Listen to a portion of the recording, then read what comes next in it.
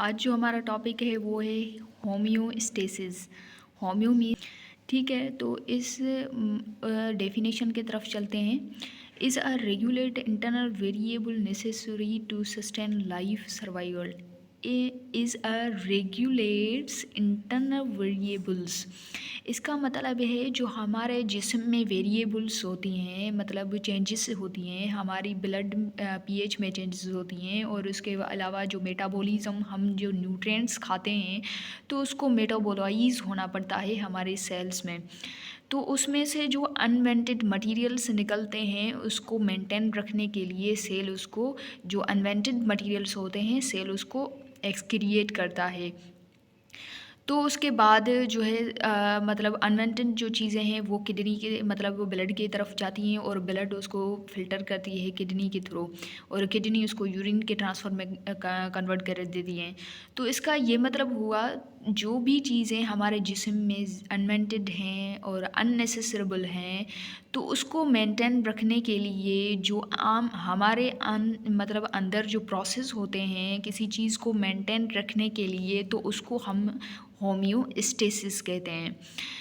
तो the theory of homeostasis, मतलब homeostasis जो थ्योरी थी फर्स्ट ऑफ, वो फर्स्ट किसने दी थी और इंट्रोडक्शन किसने करवाया था, तो उसका नाम था Claude Bernard, a French physiologist in 1865 में। तो ये जो थ्योरी होम्योस्टेसिस दी थी वो दी थी क्लूड बर्नर्ड ने। वो आप जो है अपने मतलब अपनी ज़हन के मुताबिक इसकी जो है प्रोनाउंसिएशन निकाल सकते हैं। तो and Trump was a first and used, ये जो होम्योस्टेसिस का वर्ड जिसने फर्स्ट इस्तेमाल किया गया था in 1926 by the weather bread food Cannon. मतलब जो है किसके ज़रिए दिया गया था, तो वेटर ब्रेडफोर्ड कैनन में। तो इसके लिहाज से जो होम्योस्टेसिस, इसका ये मतलब हुआ जो हमारे जिस्म में मेंटेनेंस का प्रोसेस होता है, यानी जस्ट लाइक कितना जो है हार्मोन सीक्रेट करना है, कितना नहीं करना है, किसकी ज़्यादा कंसंट्रेशन हो गई है, किसकी कम हो गई है। तो उसके लिहाज से जो अंदरूनी जिस्म का प्रोसेस है, जिस चीज़ को मेंटेन रखने के लिए, चीज़ों को मेंटेन रखने के लिए हम उसको वर्ड देते हैं होम्योस्टेसिस। होप आपको समझ आ गया होगा। और उसके अलावा हम जो है प्रोसेस की तरफ चलते हैं, तो वो कैसे मेंटेन्स होता है। तो फर्स्ट ऑफ ऑल क्या होता है, तो इम्बैलेंस होता है होम्योस्टेसिस में।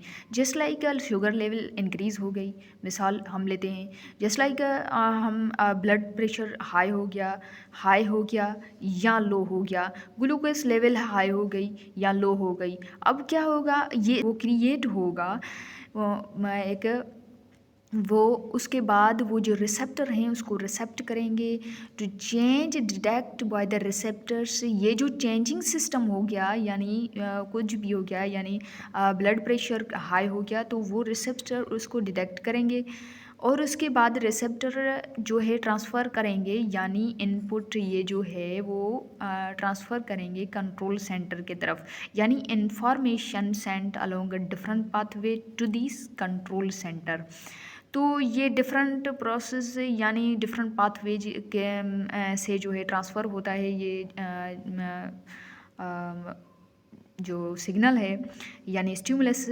और उसके बाद ये जो कंट्रोल सेंटर है उसके बाद ऑर्डर देगा, आउटपुट देगा to the send of effectors.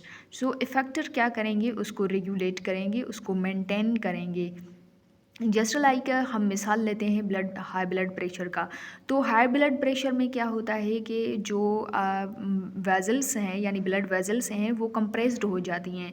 जैसे हम पाइप से जो है वो पानी ज़्यादा तेज़ में निकलता है तो पाइप से जो है ना सिकुड़ जाता है थोड़ा सा, हम अगर जो महसूस करें तो उसके बाद मतलब ब्लड की वेजल्स भी अगर ब्लड प्रेशर हाई हो जाए तो वो भी ऐसे ही सिकुड़ जाती हैं थोड़ी सी नॉर्मल। तो ब्रेन क्या करेगा, मतलब रिसेप्टर क्या करेंगे, उसको डिटेक्ट करेंगे, और उसके बाद जो इन्फॉर्मेशन है वो सेंटर यानी कंट्रोल सेंटर यानी ब्रेन की तरफ भेजेंगे। तो ब्रेन क्या करेगा उसको प्रोसेस करेगा और उसके बाद जो मतलब इफेक्टर के सॉरी हार्ट के पास जो है इंफॉर्मेशन भेजेगा कि जो ब्लड बीट है यानी हार्ट बीट है वो थोड़ा सा कम हो और उसके बाद ब्लड प्रेशर थोड़ा सा कम हो तो उसके बाद जो है चीज़ें नॉर्मल हो जाती हैं और ब्लड प्रेशर नॉर्मल हो जाता है थ्रू दी फैक्टर्स और ये चीज़ें मेंटेन हो जाती हैं। तो उसके बाद बहुत सारे एग्जांपल्स हैं यानी ऑक्सीजन्स मेंटेनेंस उसके अलावा जो है साल्ट कंसंट्रेशन मेंटेन कहाँ होती है मतलब कि जो ब्लड में मतलब फिल्ट्रेशन होती है किडनी के थ्रू तो वहाँ भी चीज़ों को मेंटेन रखा जाता है ताकि किस चीज़ को हमें जो है भेजना है किस चीज़ को इसको मेंटेन रखना है किस चीज़ को जिस्म के अंदर जो ज़रूरत है किस चीज़ को नहीं है ज़रूरत तो उसको हम होम्योस्टेसिस कहते हैं यानी अंदरूनी प्रोसेस जिस चीज़ को मेंटेन रखने के लिए होता है उसको हम होम्योस्टेसिस कहते हैं